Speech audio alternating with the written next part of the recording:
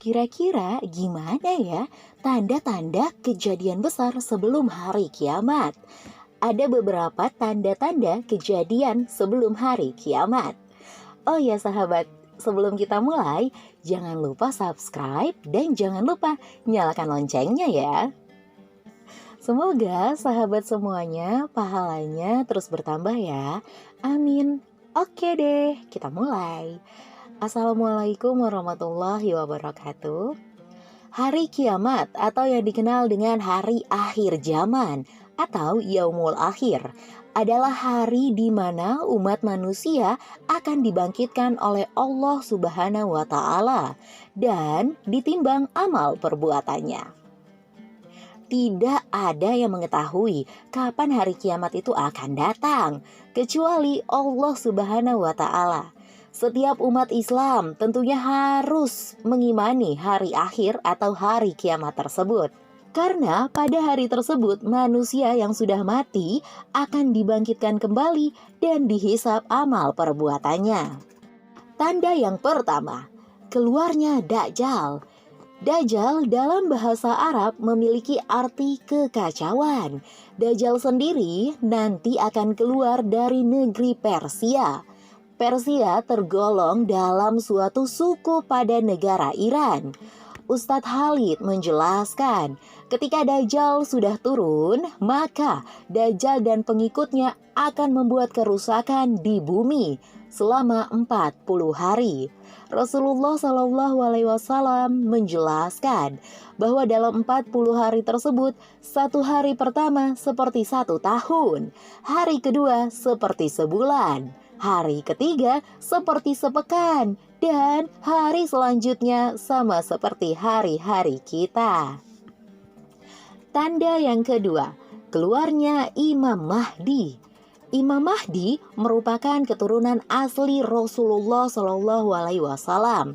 Imam Mahdi mempunyai nama yang sama persis seperti Rasulullah SAW, yaitu Muhammad bin Abdullah.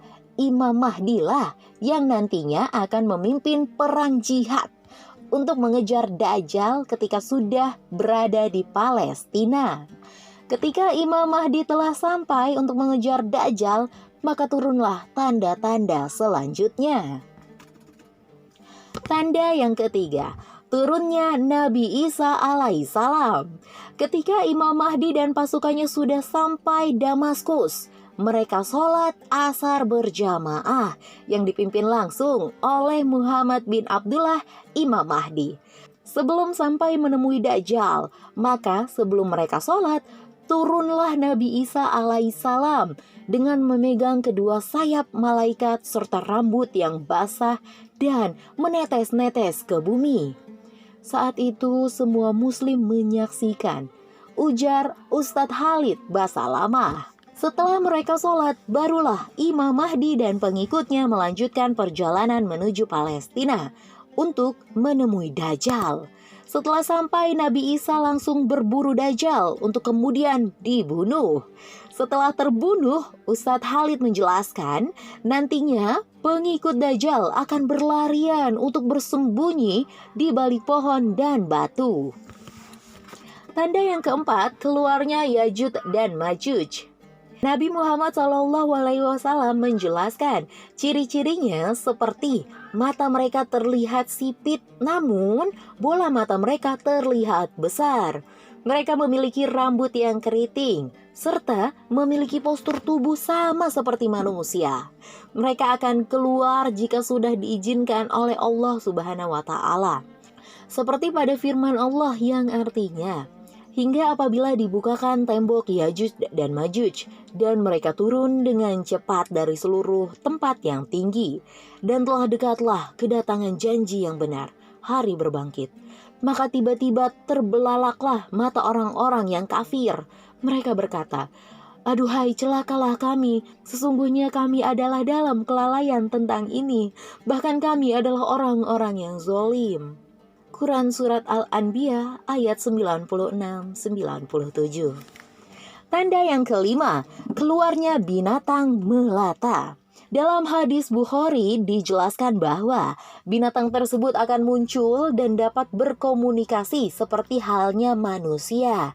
Binatang tersebut nantinya akan mendatangi orang-orang yang kembali kufur setelah wafatnya Nabi Isa alaihissalam. Binatang itu akan menasihati dan mengingatkan orang-orang yang kembali kufur. Binatang itu akan tersebar di seluruh dunia dan akan menandai orang-orang yang tidak beriman kepada Allah Subhanahu wa Ta'ala. Tanda yang keenam, keluarnya api dari kota Aden. Aden merupakan sebuah kota di Yaman.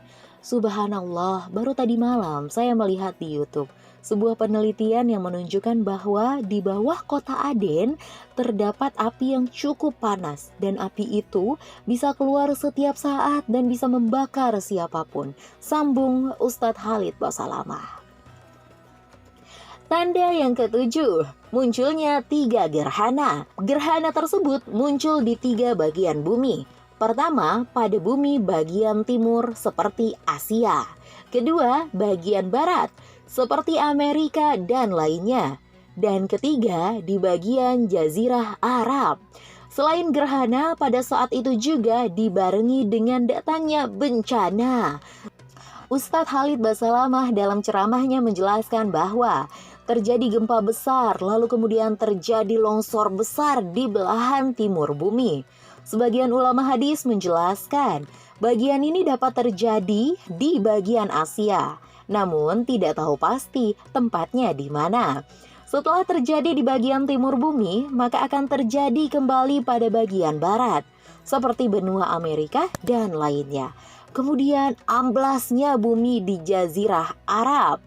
Ustadz Khalid Basalamah menjelaskan bahwa hal ini merupakan longsor besar yang sudah sulit untuk diperbaiki. Tanda yang ke-10, terbitnya matahari dari sebelah barat.